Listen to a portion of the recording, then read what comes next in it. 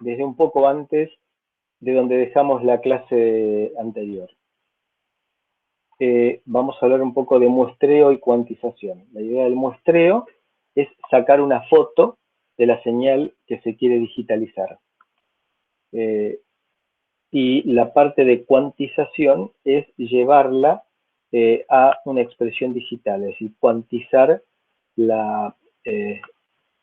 el valor medido. Entonces, el muestreo, habíamos dicho que se trataba de una fotografía, porque era la carga de un capacitor, por ejemplo, y luego ese valor constante era el que iba a ser digitalizado, iba a ser previamente cuantizado.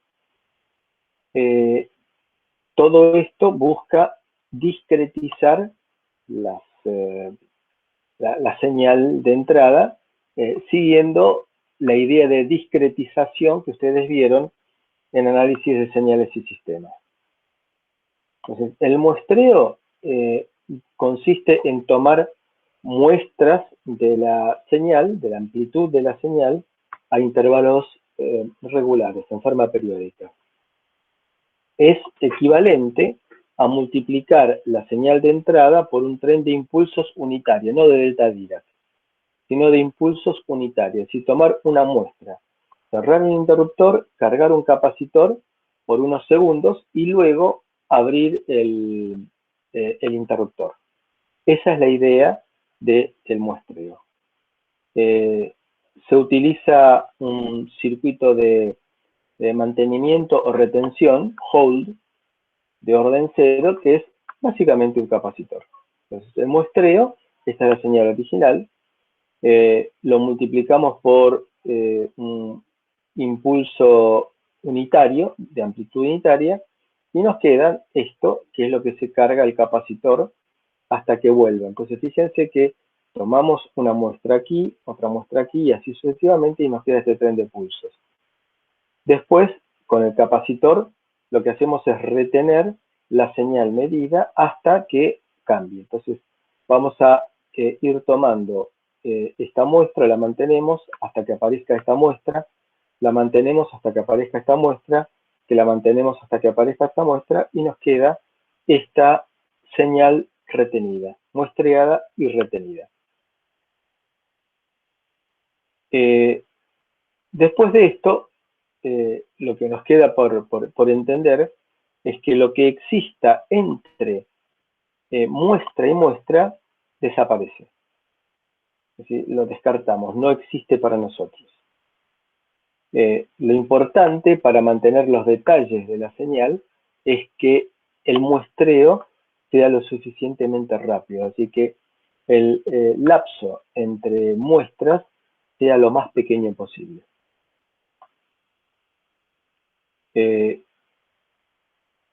Entonces, todo esto nos lleva a la cuantización. La idea de cuantización es darle a la señal muestreada valores. Esos valores van a estar representados por saltos discretos. Acuérdense que estamos trabajando en el campo discreto, por lo tanto, no tenemos el continuo en las señales que tenemos en la vida cotidiana. Aparece el concepto de redondeo, que lo vamos a significar con un error que se llamará error de cuantización. Habíamos puesto como ejemplo el caso del supermercado, en el cual uno va a hacer una compra en el supermercado y se produce un redondeo, y el redondeo está dado por la moneda de menor valor existente, en nuestro caso el peso. Entonces, si uno va a hacer la compra del supermercado y le da 29,32, nos deberán cobrar 29,30, es decir, que hay un error de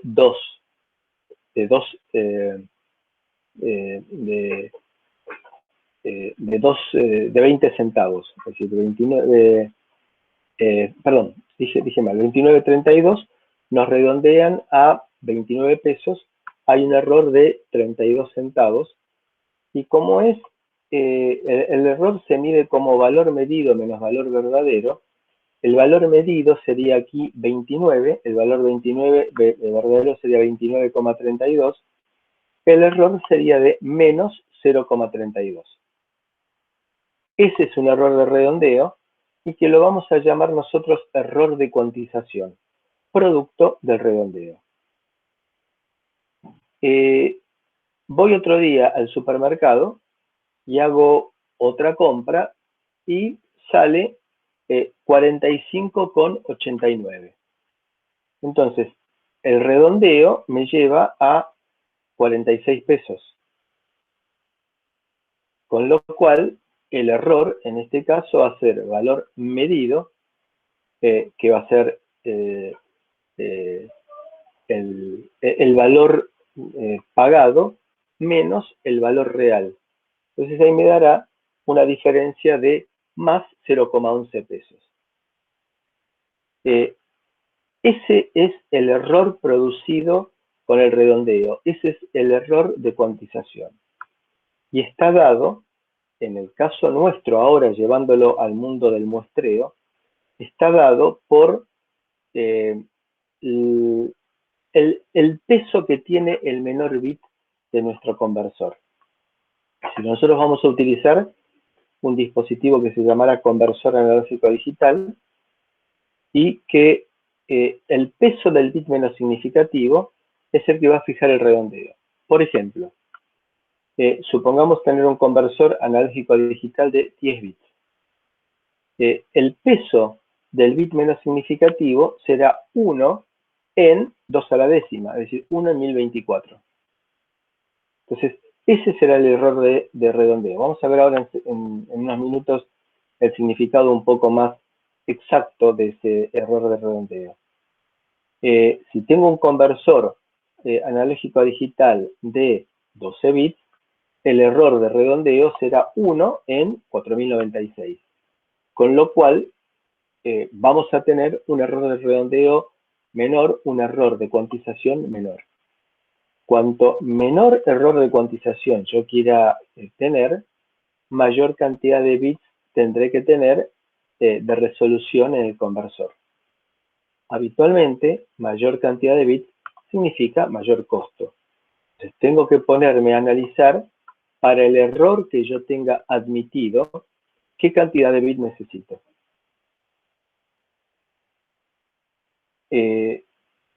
Dijimos entonces que vamos a utilizar un circuito que se llamará convertidor o conversor analógico digital y que esta sería la señal muestreada y cuantificada. Y ahora entonces la voy a llevar al mundo digital, es decir, esta señal que está a la salida del circuito de sample and hold, la llevo al mundo digital y aquí tenemos palabras binarias asociadas con cada uno de estos niveles. Y fíjense que entre valor y valor no hay nada intermedio. Esto está asociado con el concepto de redondeo y a la cantidad de bits que utilice para la cuantización.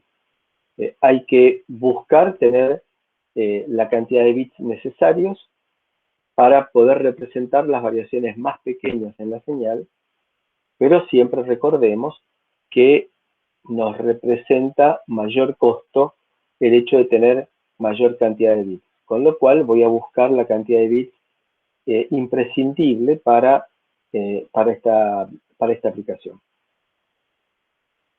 Entonces tenemos, con el muestreo, tenemos la señal muestreada y retenida, y con la cuantización la llevamos a la señal digital, al valor digital.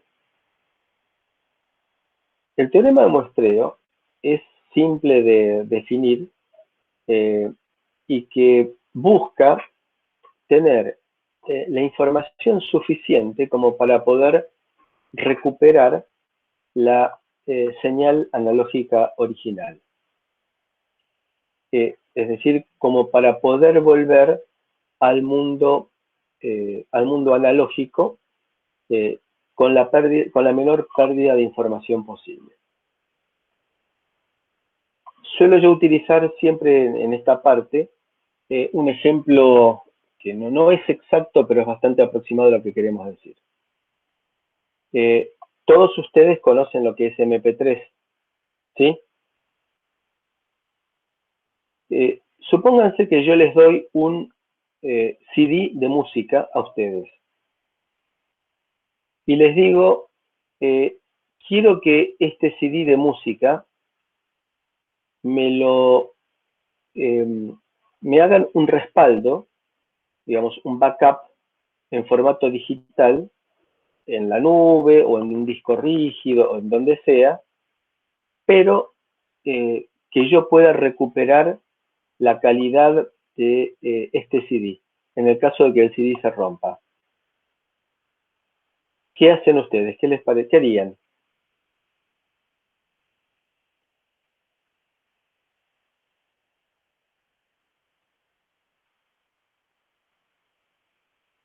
Sabemos lo que es MP3. ¿Qué harían ustedes?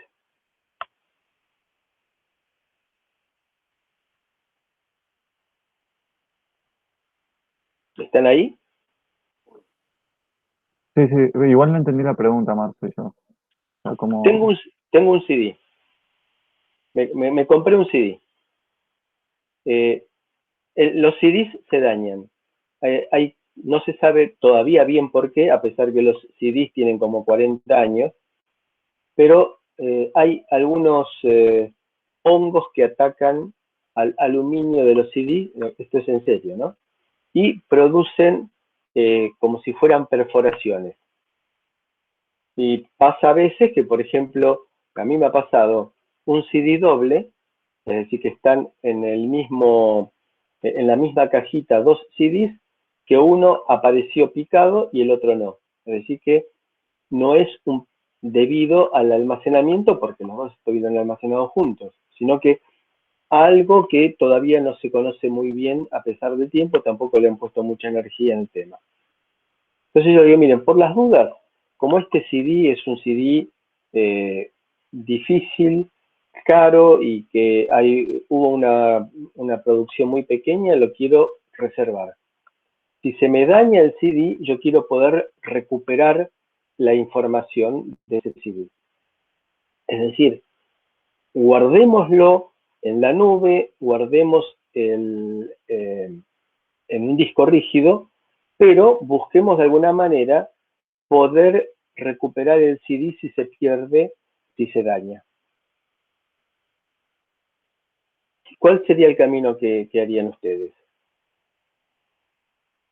¿Qué harían? En un CD hay un montón de información redundante.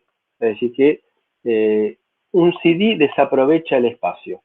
Un CD son 640 megas. ¿Ustedes conocen la historia de por qué es la capacidad de almacenamiento del CD? No. El CD fue originado por Philips. El que llevaba adelante el proyecto del CD era un fanático de Beethoven.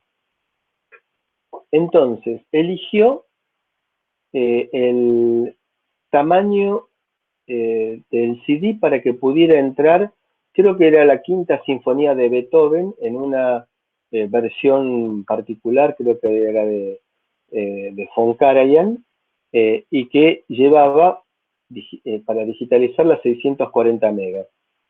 Con lo cual, el tamaño del CD quedó fijado por los gustos musicales del que llevó adelante el grupo de trabajo que diseñó el CD.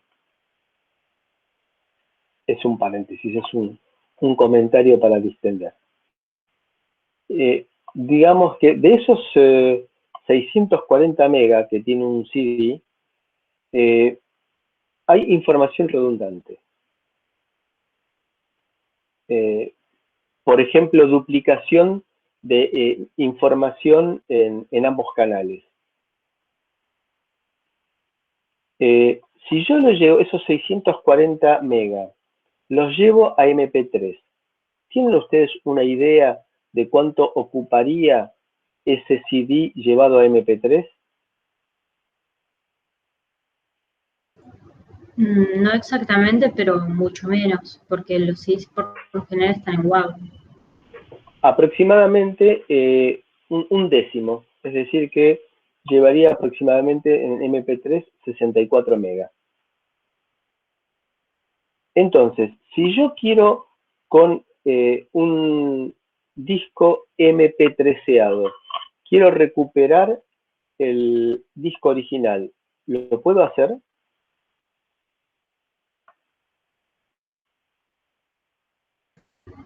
O sea, vas a recuperarlo, pero Con la... no con la misma calidad, Ok, ¿por qué? porque hay información que estabas usando que dijiste, bueno, esto no me interesa. O sea, Bien, el MP3 en teoría es la compresión más alta que podemos hacer sin perder toda la calidad. O sea, de es acuerdo. Perdemos un montón de cosas, como por ejemplo separación de canales y como por ejemplo respuesta en agudos. Pero no puedo recuperar el CD en la calidad original. Existen algunas otras alternativas a MP3 que se llama compresión sin pérdidas, lossless, con algunos formatos que son libres. MP3 no es libre porque MP3 hay que pagar una licencia al Kernforschungsgesellschaft de Alemania, que fue el que desarrolló el algoritmo de compresión. Entonces, aquel que fabrica un reproductor de MP3 tiene que pagar una pequeña licencia, así que no es gratis. Hay otros formatos que se llama, el que yo más utilizo en este sentido, se llama FLAC, F-L-A-C, que me permite comprimir reduciendo el tamaño del disco a la mitad, pero sin perder calidad de información. Con lo cual, eso es lo que, ¿a qué voy yo con esto? Voy a que se toman la cantidad de muestras y el algoritmo es lo suficientemente poderoso como para comprimir, pero sin perder calidad. Así que si yo tengo un archivo FLAC y el día de mañana se me rompió el disco, yo lo puedo recuperar del FLAC y llevarlo al formato CD.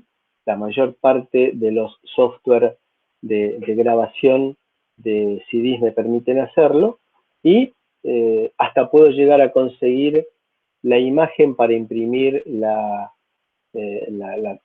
carátula del disco, y se me rompió y lo puedo recuperar. Entonces, ese es el concepto al cual nosotros estamos llegando aquí. Con el teorema de muestreo, lo que yo tengo que buscar es la forma en la cual pueda yo recuperar la señal analógica con el menor error posible. La palabra menor es una palabra que no nos va muy bien con el concepto de ingeniería en el cual queremos cuantificar todo. Es decir, tendríamos que buscar nosotros un muestreo tal que el error que nosotros cometemos al recuperar la señal analógica de acuerdo con las muestras que tomamos sea inferior al tanto por ciento. Entonces, eso me permitiría a mí fijar algún criterio para el muestreo. Entonces, lo que el amigo Shannon y el amigo Nyquist llegaron es que uno, para poder recuperar la señal original en el mínimo de calidad, tendría que tomar muestras 2 por ciclo de la señal. Por ejemplo, en este caso, esta señal de 2,5 kHz, me alcanzaría con tomar 5 kilomuestras por segundo. Si tomo 8 kilomuestras por segundo, voy a estar cumpliendo con holgura el teorema del muestreo. Entonces tenemos después esta señal digitalizada, la pasamos por un filtro pasabajos, que actuaría como integrador, y recuperamos la señal analógica original con un error aceptable. Entonces, ¿cuántas muestras por segundo hay que tomar? Bueno, dice el teorema de Nyquist de que para muestrear correctamente una señal de X kilohertz tenemos que muestrear a 2X muestras por segundo. En la práctica, como es una señal, habitualmente no son señales senoidales puras, tenemos que tomar la condición más desfavorable, que sería la señal de mayor frecuencia dentro del contenido armónico de la señal que estamos utilizando nosotros. Es decir, que si tengo una señal de audio en la cual la frecuencia máxima es de 20 kHz, me alcanzaría con muestrear a 40 kHz. En la práctica, se toma por las dudas, como dijimos que el factor 2 es para el caso más desfavorable, tomamos un 10% de margen, entonces en lugar de tomar 40.000 muestras por segundo, tomamos 44.000 muestras por segundo. Entonces la frecuencia de Nyquist es la frecuencia que es la mitad de frecuencia de muestreo y que significa que es la mayor frecuencia que puede ser digitalizada en la señal.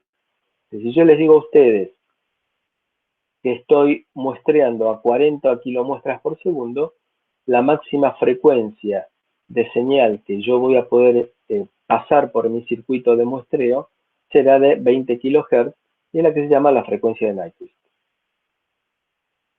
¿Qué pasa con las frecuencias? Pensemos en audio. ¿Qué pasa si me aparece algún ruido en la señal que supere 20 kHz? Es decir, alguna componente que me aparezca de 30 kHz.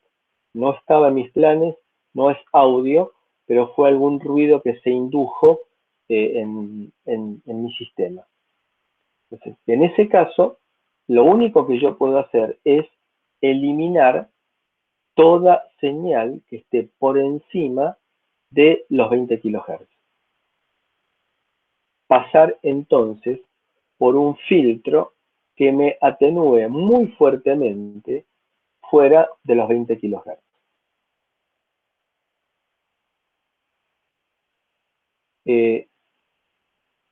Entonces, con todo esto, si yo trabajo con 8 bits en el conversor analógico digital, voy a tener a la salida del conversor valores que vayan de 0 a 255.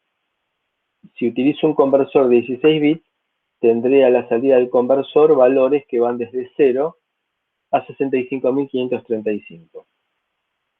Y que eso va a corresponder al máximo volumen de señal.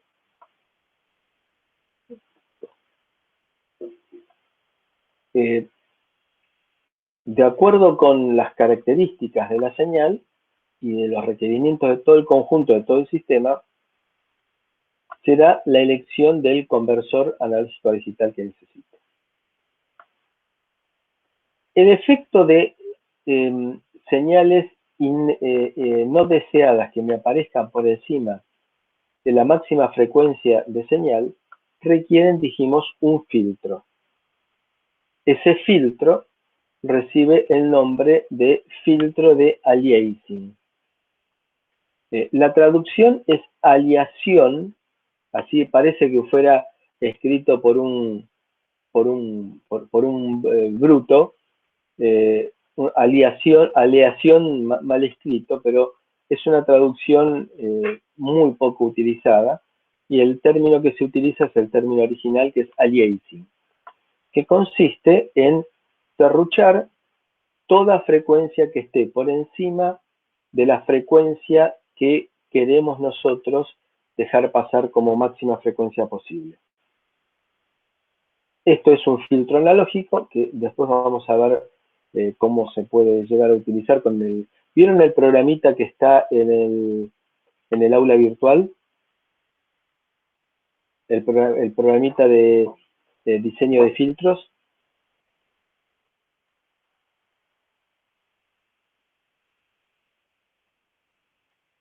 ¿Lo vieron o no lo vieron? Yo lo vi. ¿Lo usaron? Jugué 10 minutos para ver cómo era más o menos, Bueno. para entenderlo. Ahora después del corte vamos a hacer un cambio de pantallas y lo vamos a usar porque es para correr en Windows. Vamos a jugar un poquito en conjunto. Bien.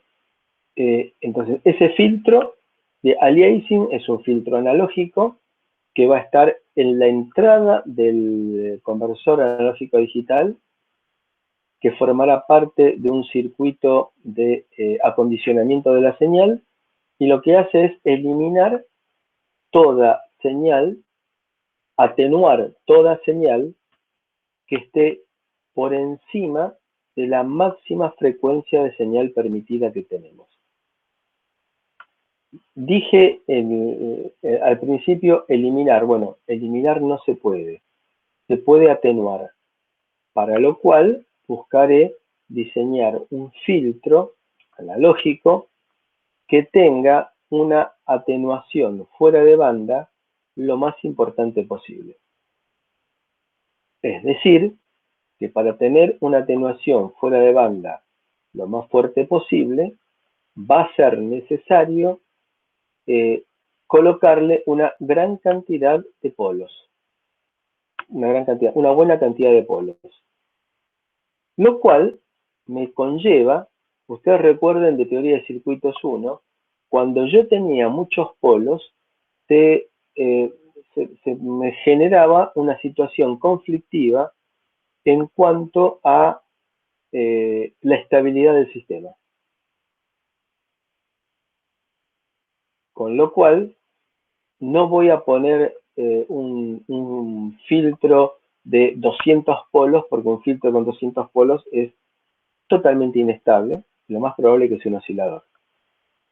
Entonces tendré también que juguetear con la cantidad de polos aceptable en un sistema estable. Entonces, la idea del aliasing es evitar esta situación que nos aparece aquí abajo a la derecha. Acá no estamos respetando el criterio de Nyquist, porque acá estamos diciendo que la frecuencia de muestreo es aproximadamente 1,1 veces la frecuencia analógica. Y acá nos aparece entonces, al muestrear, una señal, al recuperar, una señal que no tiene nada que ver con la señal original. Es una señal que es la diferencia entre la frecuencia de muestreo y la frecuencia analógica. Es decir, sería en este caso un 5%, la frecuencia muestreada sería un 5% de la frecuencia de la señal real que tenemos. Esto es un error gravísimo. Por lo tanto, el filtro lo que hace es eliminar las frecuencias que están por encima de la señal que nosotros queremos digitalizar y procesar. Entonces, esta situación no se puede dar si colocamos un filtro que elimine las frecuencias que están por encima de la señal y respetamos el criterio de Nyquist. Entonces tenemos un filtro analógico, que sería el filtro anti-alias, previo al conversor analógico a digital, previo al procesamiento digital de las señales. De acá, una vez que nosotros tenemos la señal analógica digitalizada, le podemos poner florcitas y moñitos, hacer lo que se nos ocurra, por ejemplo, un filtrado digital para eliminar una frecuencia en particular. Luego lo pasamos por un conversor digital analógico que me lleva al mundo analógico Y luego tenemos entonces un filtro analógico que nos recupera la señal. Esto se llama filtro de reconstrucción. En el muestreo tenemos que esta es la señal original que tiene este espectro. Este espectro es lo que se llama habitualmente sinc, que es una función seno de x sobre x. Disculpen, seno de x sobre x. Entonces, cuando me aparece a mí el aliasing, es decir, que no estoy respetando el teorema de Nyquist, se me superponen los espectros. Este sería el espectro de una señal repetitiva, y acá entonces se me superponen los espectros, y esa es la interpretación del aliasing, es decir, de no respetar el teorema de Nyquist. Entonces, el filtro anti-alias, lo que tengo que buscar es la mejor atenuación posible fuera de la banda pasante, como por ejemplo sería en este caso, para eso es recomendable utilizar la configuración de Chebyshev, y que me produce, nada es gratis, me produce una oscilación dentro de la banda pasante. ¿A qué se debe esto? Se debe a que en realidad cuando tengo un filtro con configuración Chebyshev, en realidad tengo polos que están trabajando a distintas frecuencias, y esto es la superposición de varios filtros, y eso es lo que me permite llegar a esta atenuación fuera de banda tan importante. Pero al tener varios filtros dentro de la banda pasante, me producen este ripple que aparece aquí, estas oscilaciones que me aparecen dentro de la banda pasante. Butterworth no produce oscilaciones en la banda pasante, pero comparen ustedes con la misma cantidad de polos la atenuación fuera de banda que tenemos.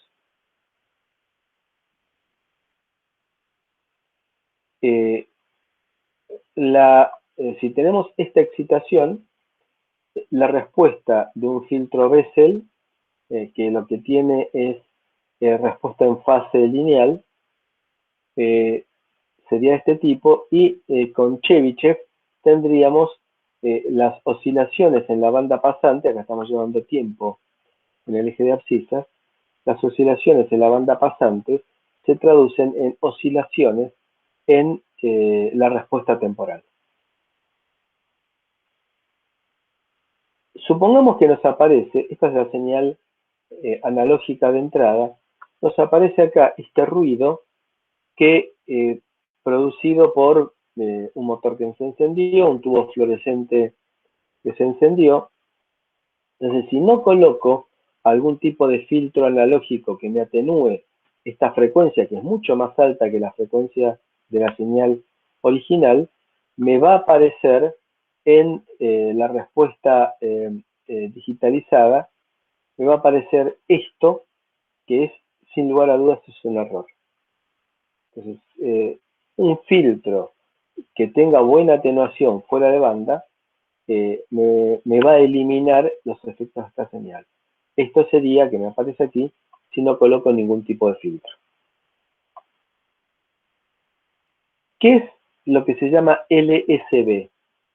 Least Significant Bit. Bit menos significativo. Significa que es el valor de plena escala dividido 2 a la n, donde n es la cantidad de bits. Con lo cual, si tengo un conversor analógico a digital de 16 bits y tengo 5 volts de tensión a plena escala, que yo puedo representar en mi sistema, será en este caso 5 volts dividido 65.536, es decir, 76 microvolts. Ahora bien, si yo tuviera un conversor analógico a digital, y esto es importante por lo que vamos a ver en la clase próxima. Si yo tuviera un conversor analógico a digital de 24 bits, significaría, acá tendría que dividir por 2 a la 24, y esta magnitud la debería dividir por 2 a la octava, que es la diferencia entre 2 a la 24 y 2 a la 16. Es decir, que me daría 76 microvolt dividido 256. Es decir, que me daría algo así como 300 nanovolt.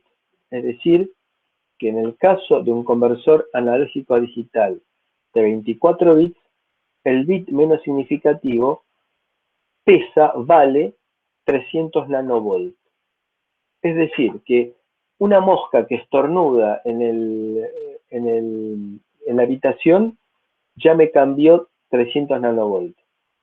Con lo cual, que estoy queriendo decir que los 24 bits en ese caso son imaginativos. No tiene sentido porque están fluctuando permanentemente. Insisto, le vamos a dar peso en la próxima clase. Bueno, exactitud y precisión. Esto es algo que seguramente ustedes vieron en medidas electrónicas.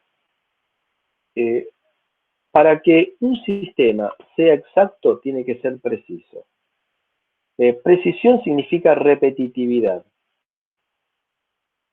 Aquí, por ejemplo, tenemos un sistema que es repetitivo, pero que tirando al blanco, estoy alejado del centro. Aquí, para ser exacto, tiene que estar todos los tiros concentrados, pero sobre el valor verdadero. Con lo cual, acá estamos hablando de exactitud y precisión, es decir, error.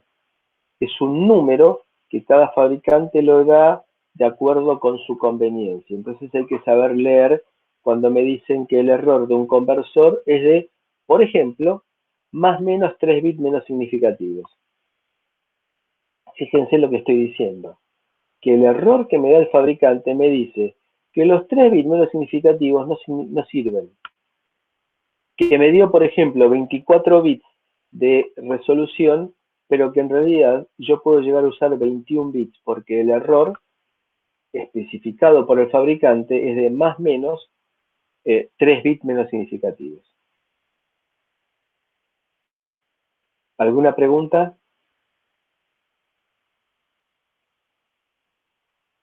Bien. ¿Sí?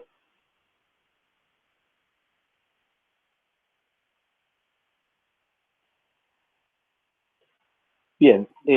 Todo bien. ¿Cómo, perdón? No, que todo bien, todo bien. Bien. Entonces, hacemos un cortecito ahora, que yo lo aprovecho para preparar la parte de demostraciones que les quería hacer, y rearrancamos en 10 minutitos. Buenísimo. Dale, genial.